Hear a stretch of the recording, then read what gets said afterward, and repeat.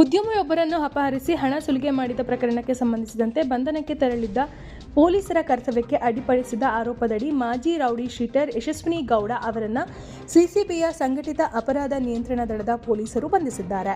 ಈ ಪ್ರಕರಣವು ಉದ್ಯಮಿ ಎಚ್.ವಿ. ಮನೋಜ್ ಕುಮಾರ್ ಅವರ ಅಪಹರಣ ಹಾಗೂ ಸುಲಿಗೆಗೆ ಸಂಬಂಧಿಸಿದೆ. ಕಳೆದ ಆಗಸ್ಟ್ನಲ್ಲಿ ಈ ಪ್ರಕರಣದಲ್ಲಿ ರಾಜೇಶ್ ಸೀನಾ ಅಲಿಯಾಸ್ ಬಾಂಬೆ ಸೀನಾ, ಲೋಕೇಶ್ ಕುಮಾರ್, ನವೀನ್ ಕುಮಾರ್, ಸೋಮಯ್ಯ ಹಾಗೂ ಯುಕೇಶ್ ಎಂಬ ಆರೋಪಿಗಳನ್ನು ಸಿಸಿಬಿ ಪೊಲೀಸರು ಬಂಧಿಸಿದ್ದರು. ತನಿಖೆ ವೇಳೆ ಪ್ರಕರಣದಲ್ಲಿ ರೌಡಿ ಶೀಟರ್ ಬೇಕರಿ ರಘು ಕೈವಾಡವಿರುವುದು ಪತ್ತೆಯಾಗಿದ್ದು, ಆತನನ್ನು ಇತ್ತೀಚೆಗೆ ಮಂಡ್ಯದಲ್ಲಿ ಬಂಧಿಸಲಾಗಿತ್ತು. ಈ ವೇಳೆ ಪೊಲೀಸರ ಬಂಧನ ಕಾರ್ಯಾಚರಣೆ ತಿಳಿದಾಗ ಅವರ ಕರ್ತವ್ಯಕ್ಕೆ ಅಡ್ಡಿಪಡಿಸಿದ ಆರೋಪದಡಿ ಯಶಸ್ವಿನಿ ಗೌಡ ವಿರುದ್ಧ ಮಂಡ್ಯ ಗ್ರಾಮೀಣ ಪೊಲೀಸ್ ಠಾಣೆಯಲ್ಲಿ ಪ್ರಕರಣ ದಾಖಲಾಗಿತ್ತು. ಇದೀಗ ಈ ಪ್ರಕರಣ ಆಧಾರದಲ್ಲಿ ಸಿಸಿಬಿ ಬಂಧನಕ್ಕೆ ಕೈಗೊಂಡಿದೆ. ಪ್ರಕರಣದ ಹಿನ್ನೆಲೆ ಏನು, ಇವರನ್ನ ಬಂಧಿಸೋದಕ್ಕೆ ಕಾರಣ ಆದರೂ ಏನು ಅನ್ನೋದು ಪೊಲೀಸರ ಮಾಹಿತಿಯಂತೆ ಉದ್ಯಮಿ ಮನೋಜ್ ಕುಮಾರ್ ಅವರಿಗೆ ಅಪರಿಚಿತನಾಗಿದ್ದ ರಾಜೇಶ್ ಖ್ಯಾತ ಸಿನಿಮಾ ನಿರ್ದೇಶಕರೊಬ್ಬರಿಗೆ 1.20 ಲಕ್ಷ ಸಾಲ ನೀಡಿದ್ದ.